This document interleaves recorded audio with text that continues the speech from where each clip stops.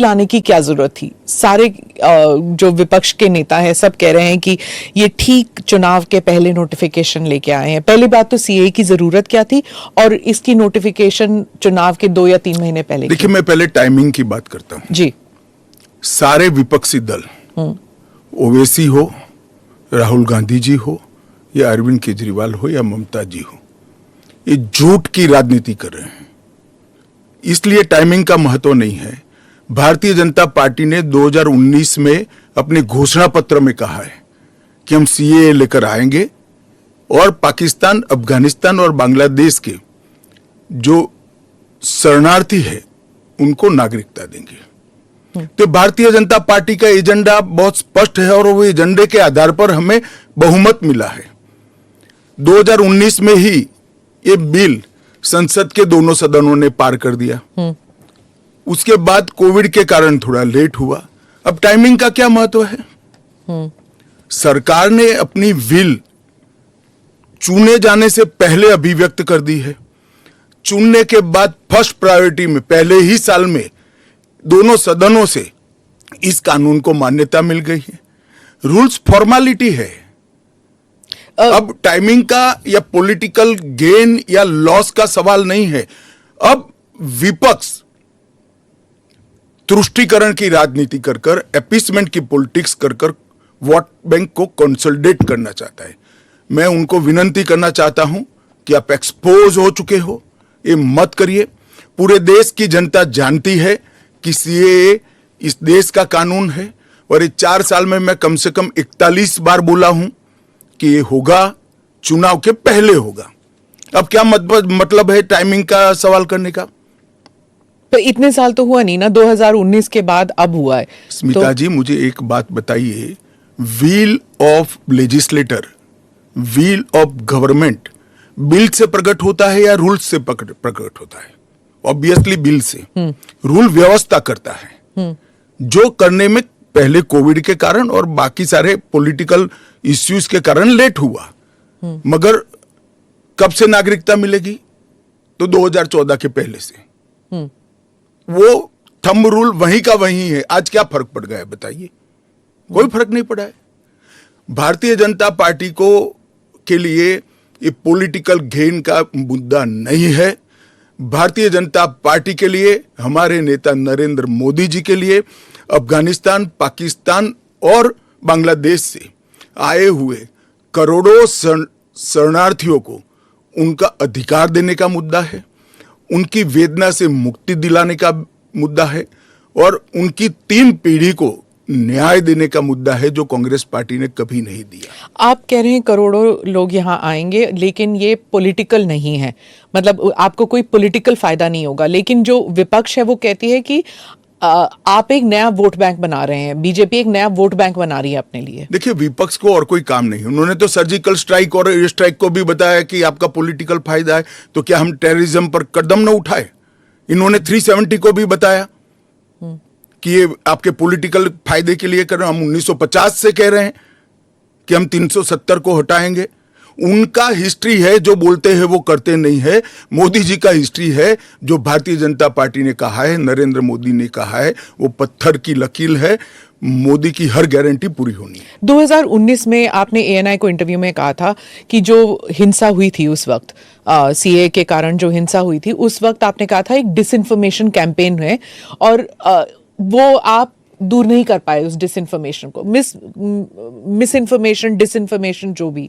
इस बार क्या पार्टी जो है या सरकार जो है उसको अलग कर पाई है? स्मिता जी, दरमियान में मैंने कहा 41 टाइम, 41 बार अलग अलग मंचों से इसके बारे में मैंने डिटेल बात करी है कि इस देश के अल्पसंख्यक माइनॉरिटीज या तो किसी और व्यक्ति को डरने की जरूरत नहीं है, क्योंकि सीएए में किसी की नागरिकता लेने का प्रावधान ही नहीं है। सीएए सिर्फ और सिर्फ 3 देश, अफगानिस्तान, पाकिस्तान और बांग्लादेश से हिंदू, सिख, बौद्ध, क्रिश्चियन और पारसी, जो जैन और पारसी शरणार्थी आए हैं, इनको उनका अधिकार देने का कानून है, नागरिकता देने का कानून है, जिससे इनके जीवन की वेदनाओं को हम कम कर पाए।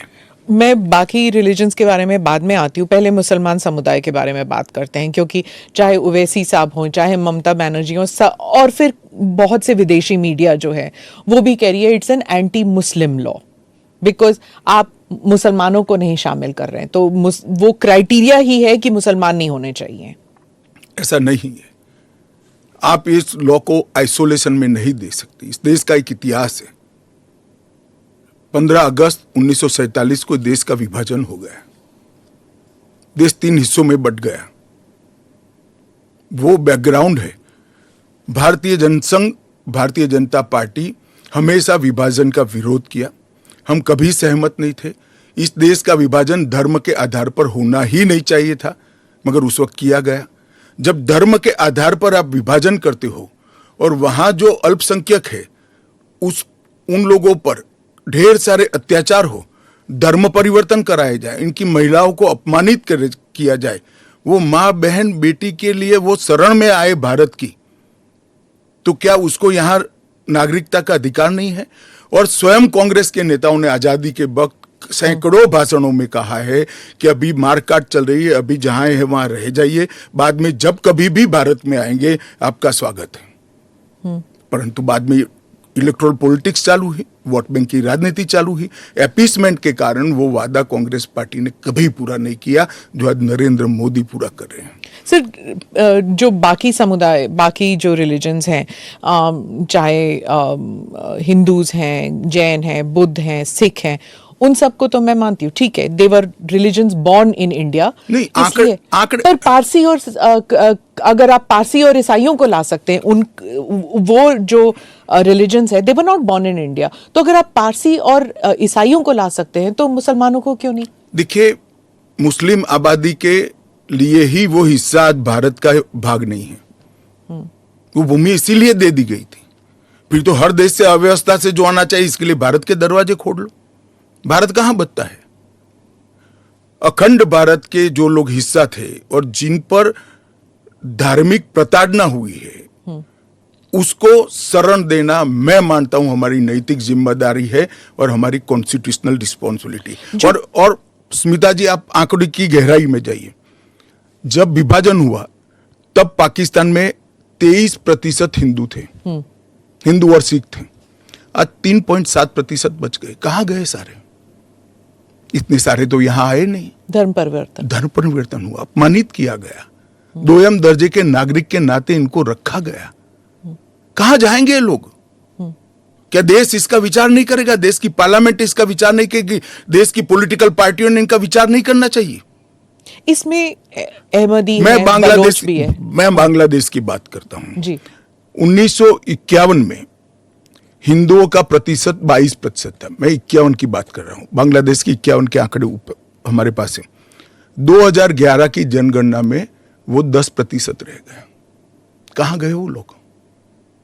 अफगानिस्तान 1992 के पूर्व, मैं 92 के आंकड़े मेरे पास लगभग 2 लाख सिख और हिंदू थे और आज करीब 500 बच गए। क्या इन लोगों को अपनी बिलीफ से जीने का अधिकार नहीं है? वो जब भारत एक था तब हमारे ही थे, हमारे ही भाई है, हमारी ही बहन है, हमारी ही माता है। अगर यही थ्योरी को आप अपना लो तो पार्टीशन के बाद इतने सारे शरणार्थियों को क्यों लिया? उसका भी तर्क नहीं है फिर तो वही मैं पूछूंगी कि आपने कहा कि धर्म के आधार पर दूसरा मुल्क बना, पर वहां पर शिया और अहमदी, बलोच, ये भी तो प्रताड़ित है वहां पर। देखिए, वो प्रताड़ना आंकड़ों के आधार पर इतनी सिद्ध नहीं की जाती और पूरी दुनिया में ये सारा ब्लॉक मुस्लिम ब्लॉक माना जाता है। आप मेरी बात समझ कर चलिए। और शिया, अहमदिया वो तो छोड़िए, मुसलमान को भी अधिकार है यहाँ एप्लीकेशन करने का। हमारे संविधान ने रास्ता खोला है, वो एप्लीकेशन कर रेफ्यूजी के तौर पर ना रेफ्यूजी के तौर पर नहीं, नागरिकता लेने के लिए अप्लाई कर सकते हैं। भारत सरकार इनकी भारत की सुरक्षा और भारत की बाकी सारी चीजों को देखते हुए उसका निर्णय करेगी। अच्छा, तो एक रास्ता council या किसी कुछ- के लिए बंद नहीं है। अच्छा। ये स्पेशल एक्ट इसलिए बनाया है कि ये किसी भी वैध डॉक्यूमेंट के बगैर शरण में आए हैं, बॉर्डर क्रॉस कर कर आ गए हैं। तो अब आपने पोर्टल भी खोल दिया है, उसमें वो सारे डिटेल्स करेंगे। वो पोर्टल सुरक्षित है, और अगर किसी के पास दस्तावेज नहीं है तो क्या अब वो ना नागरिक है, ना माइग्रेंट है, ना रेफ्यूजी है, क्या बन जाते हैं? देखिए, मैं आपको बताता हूं, जिनके पास दस्तावेज नहीं है इसका रास्ता हम बाद में ढूंढेंगे, परंतु जिनके पास दस्तावेज है वो मेरे एक रफ अंदाज से 85% से ज्यादा है। और कितनी देर लगेगी, क्योंकि उन्हें एक ओथ भी लेना पड़ेगा। हमने वो कोई सब- समय मर्यादा नहीं रखी है। अच्छा। आराम से सब लोग एप्लीकेशन करें। मैं सबको अपील करता हूं, आप आराम से करिए। ये एप्लीकेशन देश की सभी भाषाओं में है। आपकी भाषा में आप डाउनलोड कर सकते हो, एप्लीकेशन कर सकते हो, और आपकी समय की अनुकूलता से भारत सरकार आपको इंटरव्यू के लिए बुलाएगी और डॉक्यूमेंट की ऑडिट के लिए बुलाएगी। और वो फेस टू फेस इंटरव्यू होगा या फिर या फेस टू फेस होगा। Face to face? Original document लेकर आना पड़ेगा। और अगर वो सेकंड जनरेशन रेफ्यूजीज है, मतलब अगर उनके बच्चे हो गए हिंदुस्तान में, 15 अगस्त 1947 से लेकर 31 दिसंबर 2014 तक जो भी आए हैं वो और उनके बच्चों का भारत में स्वागत है। ठीक। मैं आपके आलोचक के जो कमेंट्स हैं उनको पढ़ती हूँ, और आप बताइए। जो दिल्ली के चीफ मिनिस्टर हैं वो कहते हैं, वो सवाल उठा रहे हैं। उन्होंने कहा कि ये जो अंधाधुंध लोग आएंगे, बीजेपी उन्हें नागरिकता देगी, उससे थेफ्ट, रॉबरीज, रेप बढ़ जाएगा। दिल्ली के मुख्यमंत्री अपने भ्रष्टाचार के उजागर होने से अपना आपा खो बैठे हैं। उनको मालूम नहीं है कि ये सारे लोग आ चुके हैं, आज भारत में ही रह रहे हैं। सिर्फ इनको अधिकार नहीं मिला है, वो अधिकार देने की बात है। 2014 तक जो आ गए इनको नागरिकता देनी है। और इतनी ही चिंता है तो वो क्यों बांग्लादेशी घुसपैठियों की बात नहीं करते हैं, रोहिंग्यास का विरोध क्यों नहीं करते हैं? क्योंकि वो वोट बैंक की पॉलिटिक्स कर रहे हैं। दिल्ली के चुनाव उनके लिए लोहे के चने चबाने जैसे हैं, इसलिए वोट बैंक की पॉलिटिक्स कर रहे हैं। नौकरी का कहां सवाल है, वो ऑलरेडी यहां है। और बांग्लादेशी नौकरी का अधिकार नहीं मार रहे हैं क्या? रोहिंग्यास नहीं मार रहे हैं? इनके लिए तो आप कभी नहीं बोले भाई। सिर्फ जो हिंदू शरणार्थी आए हैं, जो बौद्ध शरणार्थी आए, जो जैन, पारसी और क्रिश्चियन शरणार्थी, इसी का विरोध कर रहे हैं। वो यही कह रहे हैं कि आप अपने नागरिकों को नौकरी नहीं दे पा रहे हैं, और इनको आप स्मिता जी वो पार्टीशन के बैकग्राउंड को भूल गई हैं। शायद उनको जो निराश्रित आए थे, जो रेफ्यूजीज आए थे, इनके परिवार के साथ एक चाय पीनी चाहिए। अरबों खरबों रुपए की संपत्ति छोड़कर रेफ्यूजी बनकर यहां आए थे, दिल्ली के बाजार में सब्जियों की दुकान लगाई थी। मोदी जी ने विभाजन की विभीषिका का दिन मनाकर उसको हिस्ट्री का हिस्सा बनाया है। इन लोगों के मन में संवेदना नहीं है, वो समझते नहीं है वहां धर्म के आधार पर इनके परिवार की महिलाओं का गौरव छीना जाए, अपमानित किया जाए, क्या करेंगे वो? इनकी वेदना हम भी नहीं सुनेंगे। 50 में आ गए, 60 में आ गए, 70 में आ गए, 80 में आ गए, आज भी नागरिकता नहीं है। बच्चों को अस्पताल में दाखला नहीं मिलता है, ढंग की नौकरी नहीं मिलती है, छुट भैया नौकरी करते हैं, अपने नाम से प्रॉपर्टी नहीं ले सकते हैं, मतदान नहीं कर सकते हैं। क्यों? क्या गुनाह है उनका? विभाजन का फैसला उन्होंने नहीं किया था, कांग्रेस पार्टी ने किया था। और उस वक्त सब ने कहा था कि जो आएंगे उसको हम नागरिकता देंगे। अब अपने वादे से मुकर जाना, मैं मानता हूं कि हमें तो कम से कम मंजूर नहीं है। इनकी संवेदनाओं को भारतीय जनता पार्टी भी महसूस करती है, इस देश के प्रधानमंत्री भी महसूस करते हैं, और हम मानते हैं कि इनकी ये 75 साल की वेदनाओं का अंत कभी न कभी आना चाहिए, और ये चुनाव के पहले आ जाए वो ठीक है। ममता बनर्जी पे आती हूँ।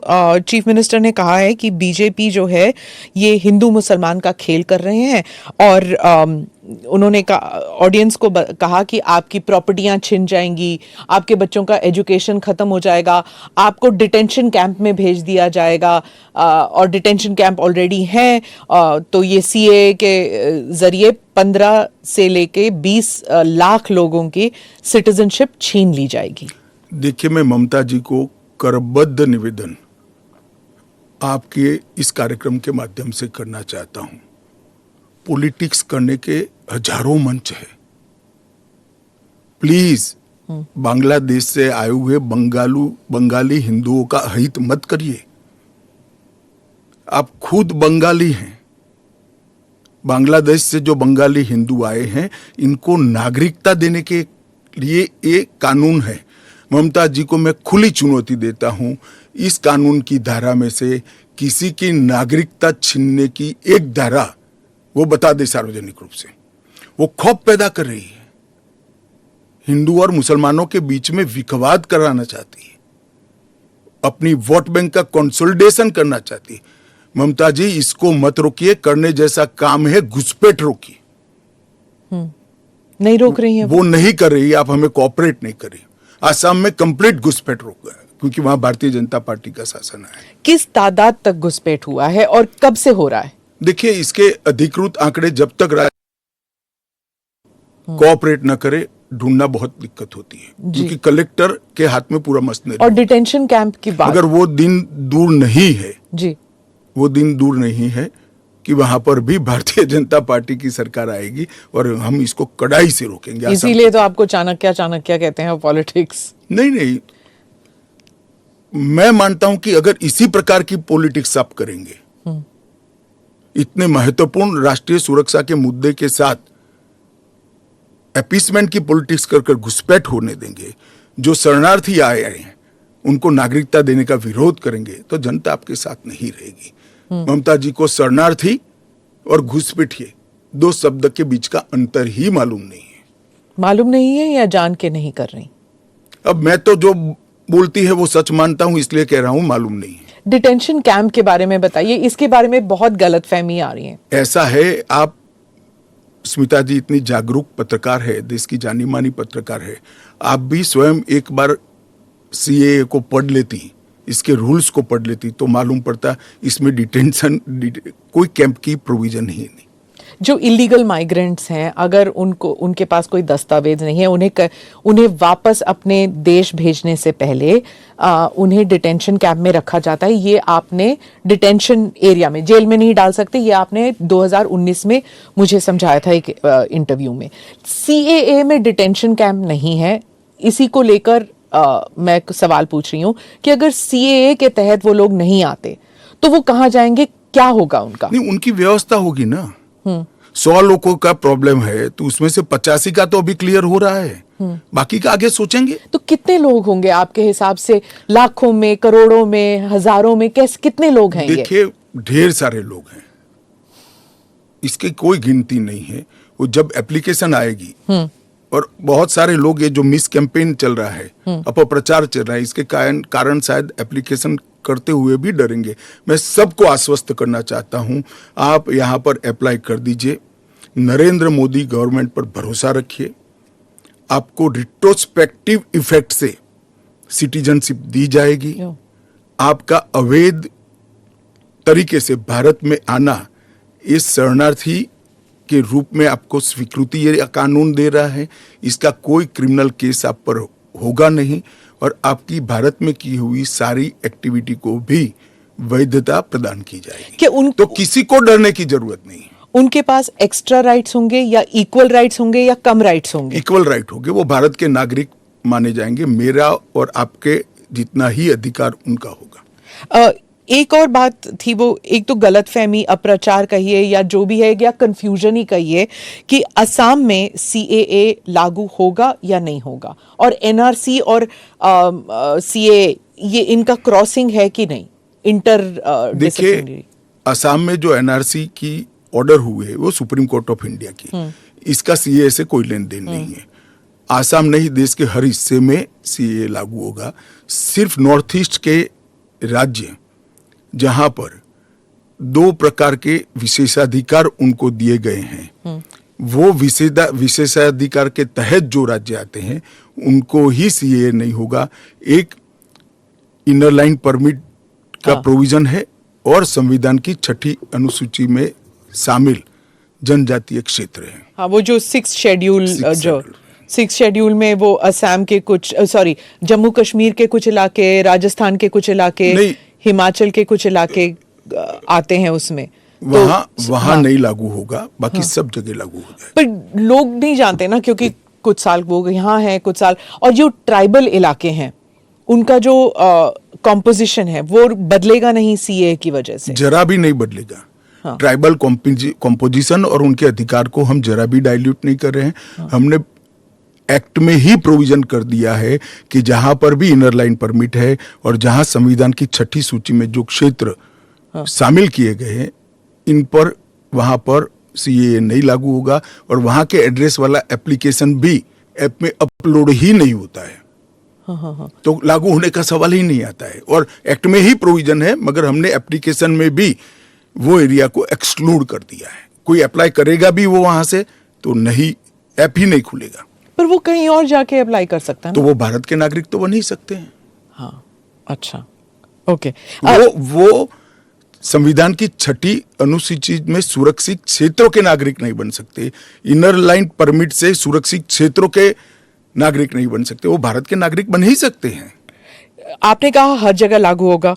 केरल, तमिलनाडु, पश्चिम बंगाल, इन तीनों राज्यों ने कहा है कि हम यहां पर लागू नहीं होने देंगे।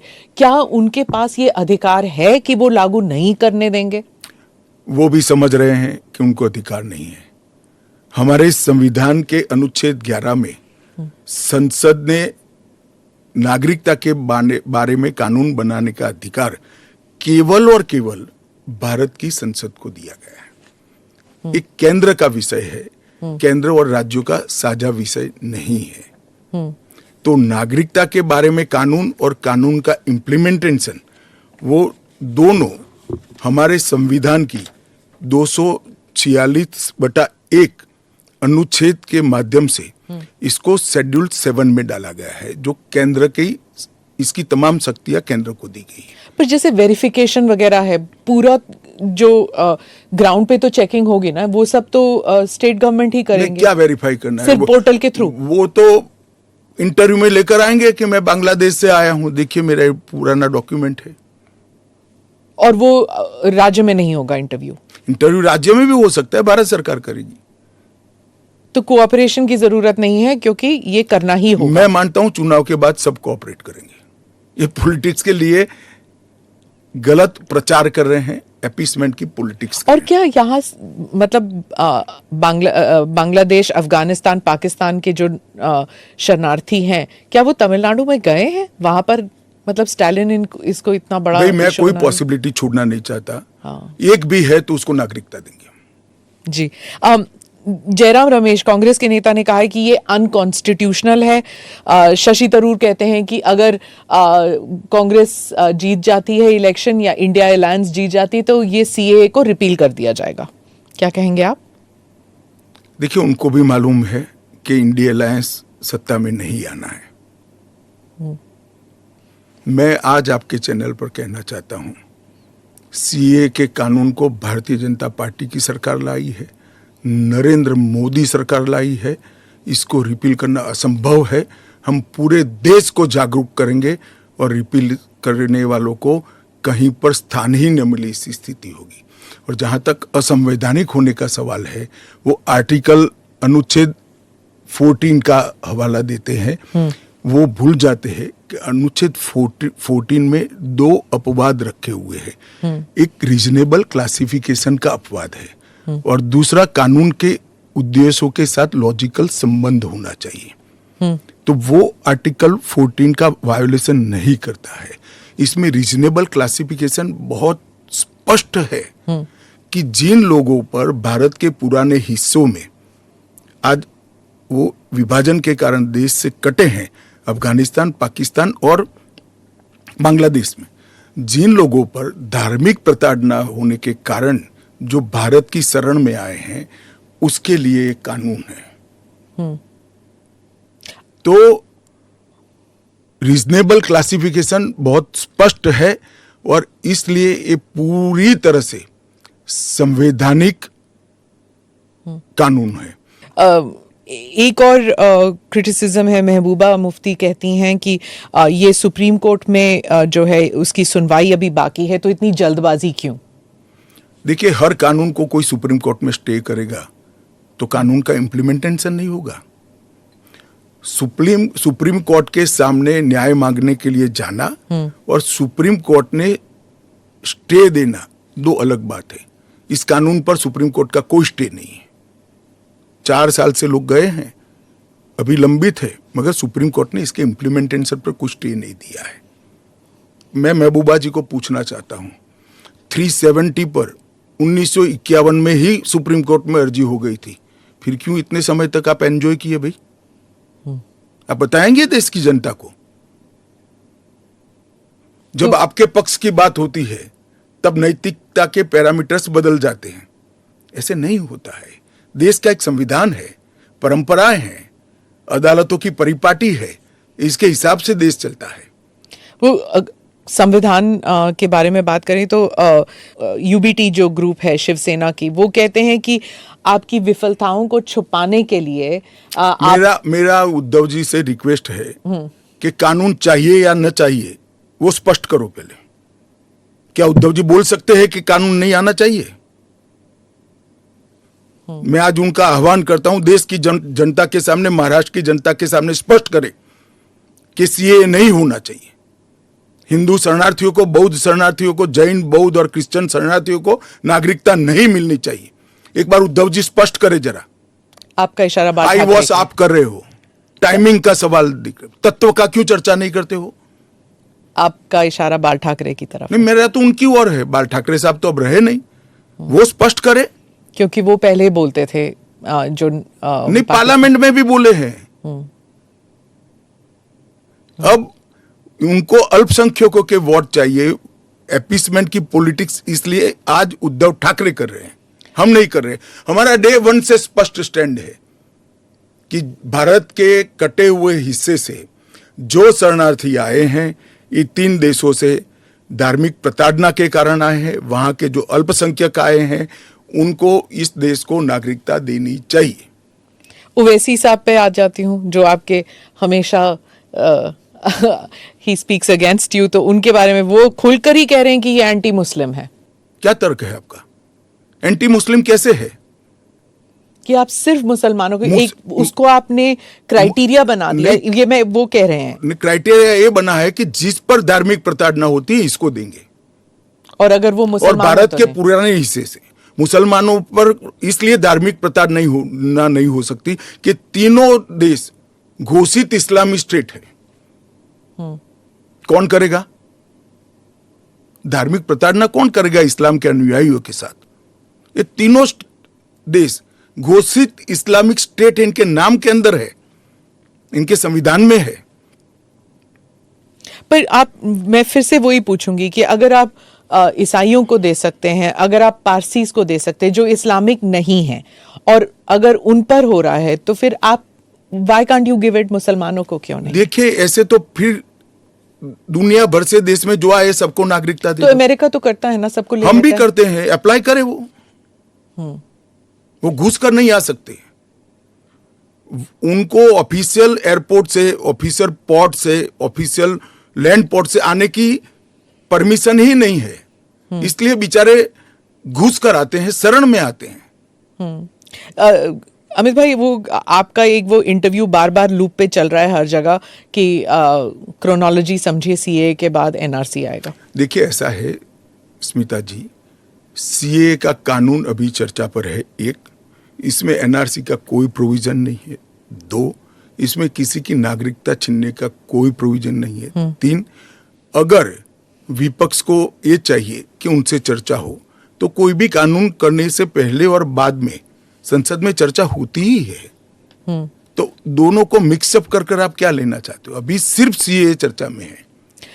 जैसे सीए को इतना वक्त लगा, जिस तरह फार्म लॉज को रोल बैक किया गया क्योंकि सच अ लॉट ऑफ बैकलैश, तो क्या अगर इंटरनेशनल प्रेस में आने लगे और अगर यहाँ पर सड़कों पर लोग उतर आए तो क्या ये भी वापस ले लिया जाएगा? देखिए, सीए का कानून कभी वापस नहीं जाएगा और भारत की नागरिकता सुनिश्चित करना ये भारत का विषय है, भारत की संप्रभुता का निर्णय है। इसके साथ हम कोई कॉम्प्रोमाइज नहीं कर सकते। जब हम ट्राइबल एरियाज की बात करते हैं, अभी आपने कहा कि जो 6 शेड्यूल और जो काउंसिल्स, ट्राइबल काउंसिल्स का एरिया था, वहाँ पर ये ऑटोनोमस काउंसिल्स जहाँ पर हैं वहाँ पर नहीं होगा, लागू नहीं होगा। इन एरियाज में जो है डेवलपमेंट होता नहीं है क्योंकि इतने सारे लेवल्स ऑफ गवर्नेंस होते हैं वहाँ पर। आप 2 दशक पहले की बात कर रही हैं। हाँ, आज वहां जाकर आइए, मोदी जी ने पूरे नॉर्थ ईस्ट में एयरपोर्ट वगैरह, हाँ, एयरपोर्ट बना दिए, रेल पहुंचने को आ गई, रोड बना दिए, हर घर में बिजली पहुंच गई, शौचालय पहुंच गया, हर घर में स्वास्थ्य की सुविधाएं पहुंच गई, गैस का सिलेंडर पहुंच गया, शिक्षा की भी उच्चतम शिक्षा संस्थान आज नॉर्थ ईस्ट में एस्टैब्लिश हुए हैं।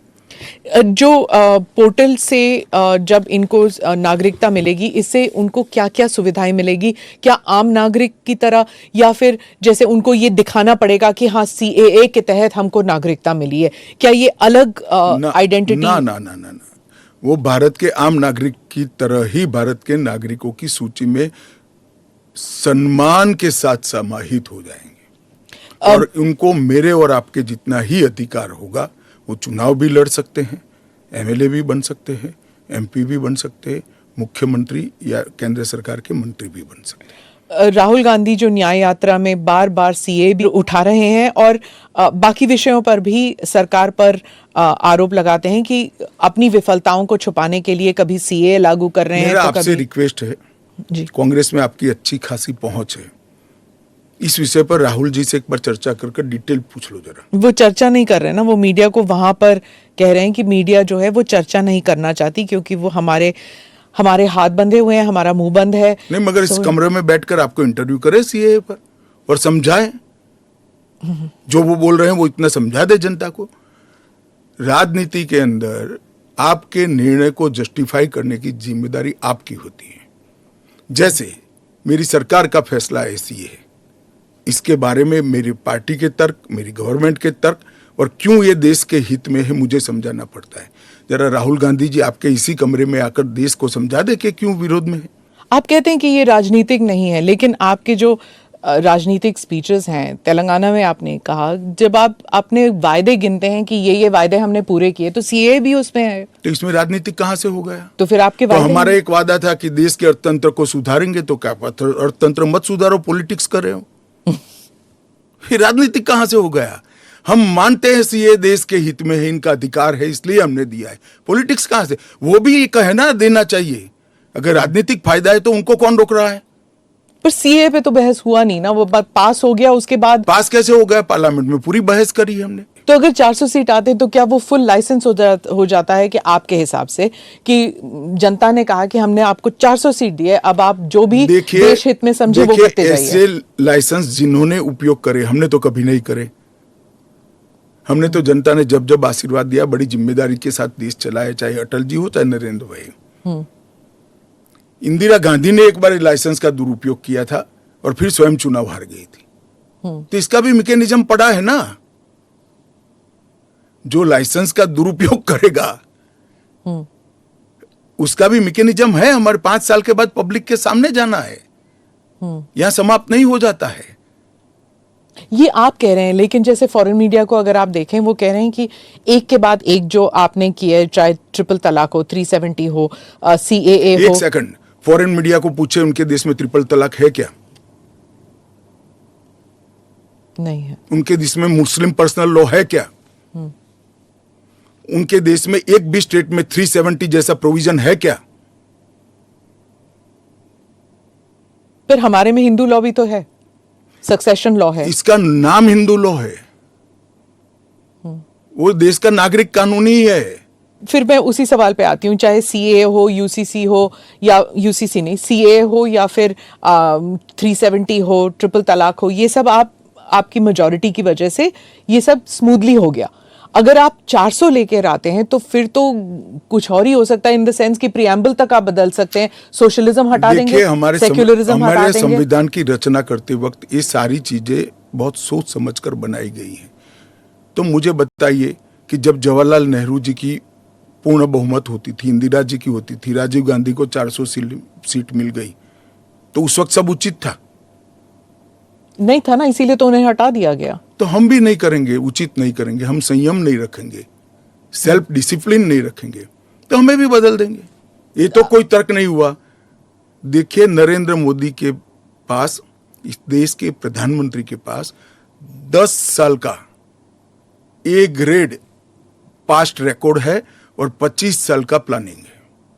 25 और साल 25 साल का प्लानिंग उन्होंने बनाया है कि 15 अगस्त 2047 को भारत पूर्ण विकसित भारत होगा। और उन्होंने पहली बार सरकार की मदद से नहीं, देश के 130 करोड़ लोगों को आह्वान लेकर संकल्प करा है कि सभी लोग जुटे, और ये 25 साल भारत को महान बनाने के 25 साल है। और मुझे बड़ा गर्व है कि मेरे नेता के आह्वान पर पूरा देश आज इस संकल्प से संकल्पित होकर अमृत काल के लिए तैयार होकर खड़ा है। इसके साथ साथ इस देश में गुड गवर्नेंस, इस देश के अर्थतंत्र को दुनिया के प्रमुख अर्थतंत्रों में शुमार करना, दुनिया भर के टेक्नोलॉजी और R&D के लिए एक प्लेटफॉर्म बनाना, भारत को मैन्युफैक्चरिंग का हब बनाना, भारत को हर क्षेत्र में आत्मनिर्भर बनाना, इस देश की शिक्षा व्यवस्था को दुनिया के साथ और दुनिया से आगे ले जाने का प्रयास करना, ये सारी चीजें हमने करी है और ये भी हमारा एजेंडा है। मगर आप जब हमारे भाषण में से कुछ चुन लेती हो तो यही मुद्दे चुनती हो। अगर आप चुनाव जीतते हैं, अगले 5 साल में एजेंडा क्या होगा?